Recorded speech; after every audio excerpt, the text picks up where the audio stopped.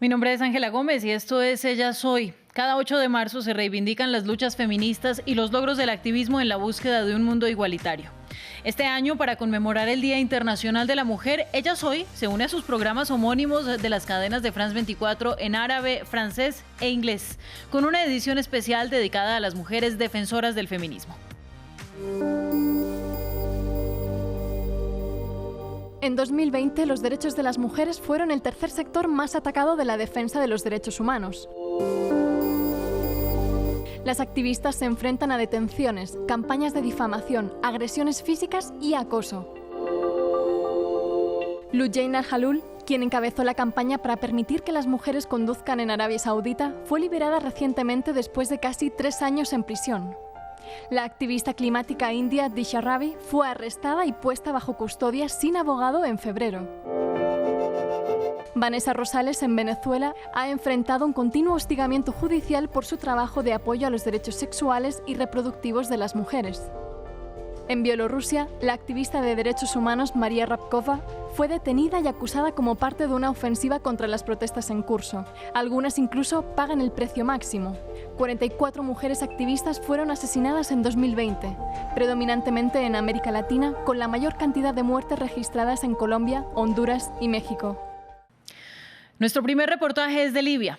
Varias destacadas activistas y políticas fueron asesinadas o víctimas de desaparición forzosa en los últimos años. Entre ellas se encuentran Salwa Boubaïhi, asesinada a tiros en su casa en 2014, Seham Serhiwa, una parlamentaria secuestrada en 2019, y la abogada Hanan Al-Barazi, asesinada el pasado noviembre. Nadie ha comparecido nunca ante la justicia por esos crímenes, pero eso no detiene la lucha. Nuestro equipo conoció a 2 mujeres que, pese a los riesgos, están determinadas a lograr un cambio.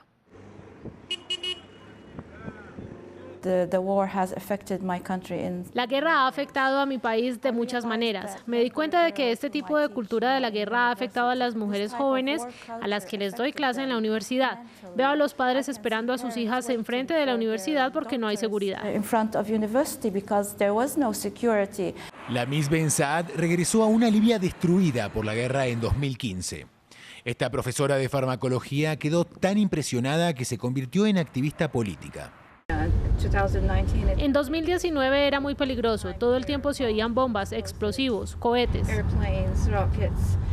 Su barrio, en las afueras de Trípoli, estaba en la primera línea de uno de los conflictos más recientes. Siempre son las mujeres las que sufren durante y después de la guerra. Son intrínsecamente pacifistas. La Miss era una de las 17 mujeres de los 75 participantes en las negociaciones interrumpidas de la Unión Europea en Ginebra, que trataban de reunir a las facciones beligerantes de Libia tras una década de inestabilidad.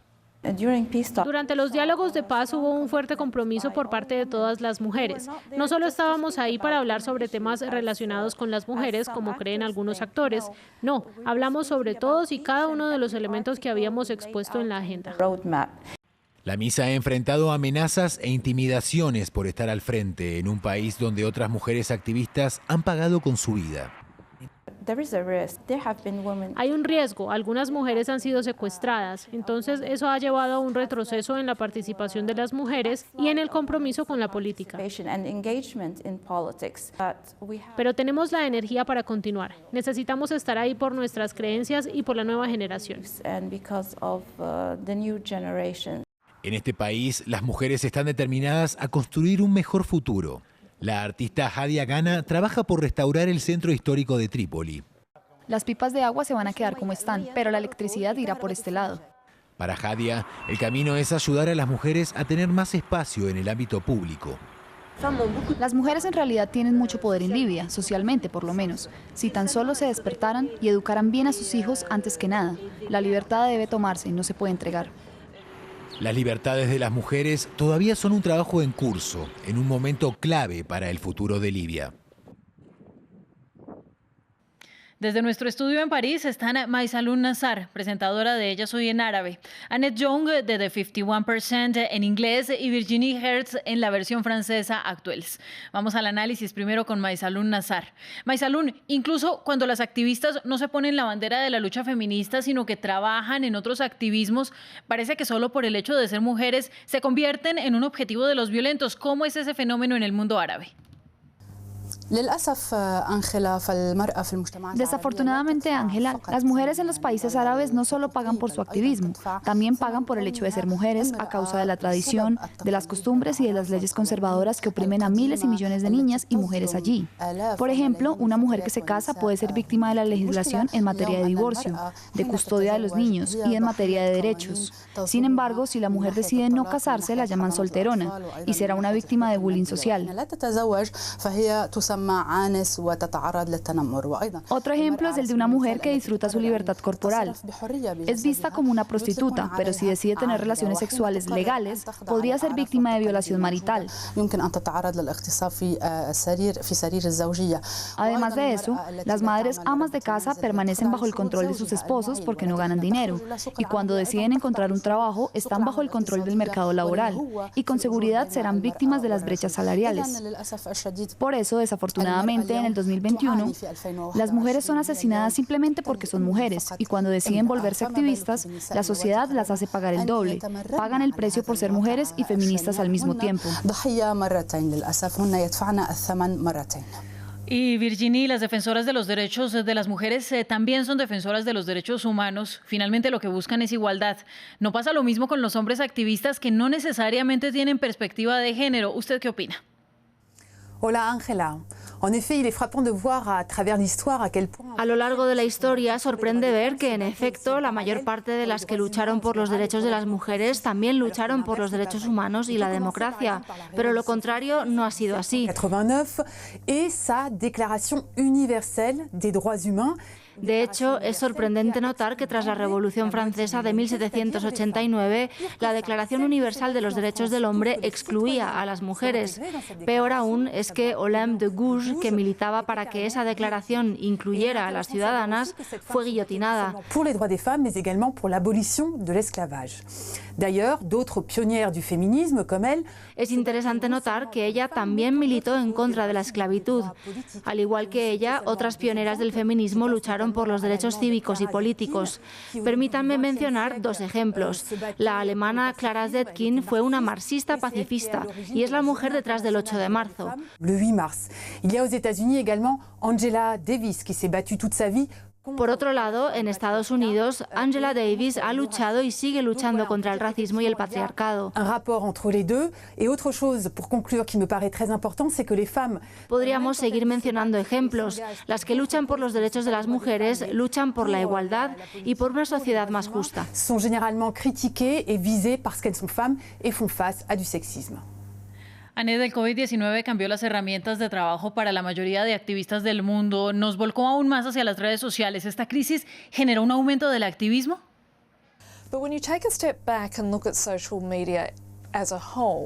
Definitivamente, pero las redes sociales son una bendición y una maldición. La mayor bendición es que, por supuesto, son una plataforma para el movimiento Me Too, para la campaña Time's Up y aquí en Francia para el Balance Ton Poc. Y es algo que continúa, por ejemplo, con las recientes denuncias de incesto y con una campaña realizada por estudiantes de una de las universidades más prestigiosas del país, Sciences Po, que realizaron una serie de acusaciones de violación. Aunque las mujeres todavía tienen poca representación en los medios, las redes sociales incitan a que haya un terreno de juego más amplio y permiten que las voces de mujeres que se encuentran en una serie de contextos y países más diversos, con o sin poderes tradicionales, sean escuchadas. Como dicen algunos, permiten que haya una especie de liberación colectiva. Eso significa que todos somos responsables de acabar con el sexismo y la violencia sexual, de afirmar Me Too.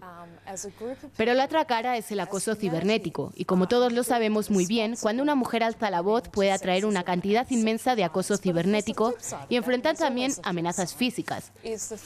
Las plataformas de redes sociales necesitan hacer mucho más por acabar con este comportamiento abusivo y lamentable. Gracias, Annette. Y para nuestro segundo reportaje de este especial, volvemos a América Latina, la región del mundo más peligrosa para quienes defienden los derechos humanos y para las mujeres. En México, cada día al menos 2 mujeres son asesinadas simplemente por ser mujeres. El país azteca tiene una de las mayores tasas de feminicidios en el mundo. Solo en 2020 se registraron cerca de 1.000 muertes. Pero hay mujeres, como Frida Guerrera, quienes han dedicado su vida a combatir la violencia de género, ella como periodista y como activista. Informe de Mario Carbonell. Afuera de Palacio Nacional, el 14 de febrero de 2020, un grupo de mujeres realizó una encendida protesta. Adentro, una mujer periodista y activista también alzaba la voz. Allá afuera están gritando mujeres. ¿Por qué? Porque llevamos más de 250 feminicidios en lo que va del 2020. Más de 300 homicidios, si hablamos en general. ¿Por qué no existe, así como existe una fiscalía antisecuestro especializada para ese tema, por qué no existe una fiscalía especializada para el tema del feminicidio? Ese día, Verónica Villalbazo, mejor conocida como Frida Guerrera, cobró más notoriedad en su labor de difusión de casos de feminicidios. A raíz de eso, el hostigamiento hacia ella aumentó, aunque en realidad lo ha padecido desde 2016. Desde amenazas de que voy a hacer el próximo feminicidio, de que mi cabeza ni siquiera voy a darme cuenta en qué momento me la van a cortar. Siempre que hay un feminicidio, Frida busca estar ahí. Un ejemplo es el caso de Victoria Pamela Salas Martínez, una joven cruelmente asesinada por su pareja. Frida es una mujer como pocas hay, de verdad. Yo creo que nadie en la vida va a ser como ella. Ella se ha encargado de visibilizar todos esos casos que han estado en el olvido porque así nos dejan enterrados. Psicóloga de formación, Frida sabe cómo acercarse a las víctimas. Primero, cuando yo me paro enfrente de una familia, tengo que hablar, entrevistar al dolor, darle contención, que lloren, que se enojen. Y después viene la empatía. Y cuando ellos ya lloraron y ya se enojaron, entonces yo siempre hago esa pregunta, ahora preséntamela y dime cómo era, porque yo no la voy a conocer. ¿Qué sentiste cuando te embarazaste? Y entonces ellas sonríen, ¿no? A pesar de las amenazas, Frida está decidida a continuar su labor. Maysalún, el esquema de amenaza y represión a las mujeres también es una constante en el mundo árabe. ¿Cómo interpretar la reciente liberación de Loujain al-Hathloul, la activista que estuvo en prisión 3 años por defender el derecho a conducir? بالطبع أنخل خروج لوجين الهذلول من السجن بعد 1000 ليلة وليلة. Por supuesto, Ángela. El hecho de que Loujain al-Hathloul haya salido de la cárcel después de 1001 noches de detención arbitraria, tortura y juicios erróneos es algo positivo. Pero el principal problema es que Loujain no está totalmente libre todavía, porque tiene una orden de la corte que le prohíbe viajar durante 5 años, según la declaración de los miembros de su familia.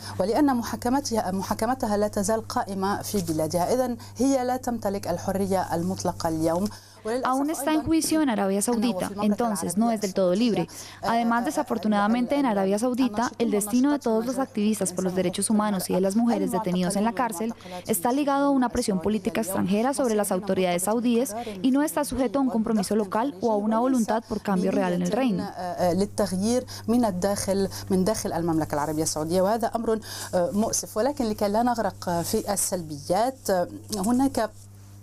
Pero no nos ahoguemos en la negatividad.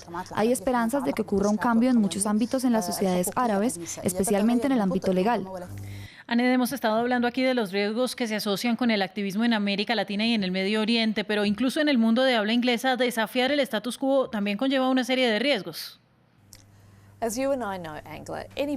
Como lo sabe cualquiera que defienda los derechos de las mujeres, el acto mismo atrae de manera inevitable algún tipo de respuesta negativa. Por supuesto, el tipo de respuesta cambia dependiendo del lugar. Sin embargo, en el mundo angloparlante, la vida de un activista implica cierto grado de riesgo.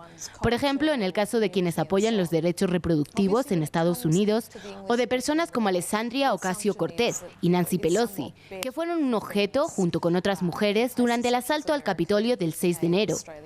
También ocurre con las mujeres que están detrás de la marcha de mujeres y del movimiento Black Lives Matter. La diferencia, por supuesto, es que no están las presiones adicionales como las que existen en sociedades altamente tradicionales, donde solo pensar que una mujer salga a las calles a protestar es una ofensa para su familia. En términos de leyes, en Estados Unidos no solo está el riesgo para la resolución Roe versus Wade, que le otorga a las mujeres el derecho a abortar, a causa de una inclinación conservadora de la Corte Suprema, sino también 4 años de administración Trump, que significó un retroceso y un estancamiento en muchos asuntos que afectan a las mujeres.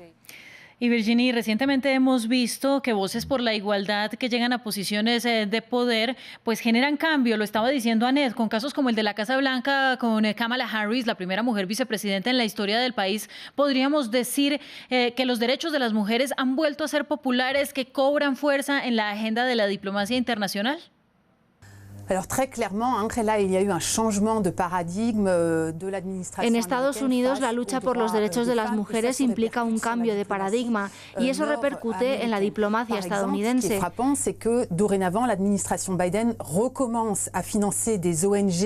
También resulta interesante ver que Estados Unidos regresa a ser parte de múltiples organizaciones internacionales que apoyan programas de planificación familiar y de acceso a las interrupciones voluntarias del embarazo, organizaciones a las que la administración Trump le había retirado el financiamiento.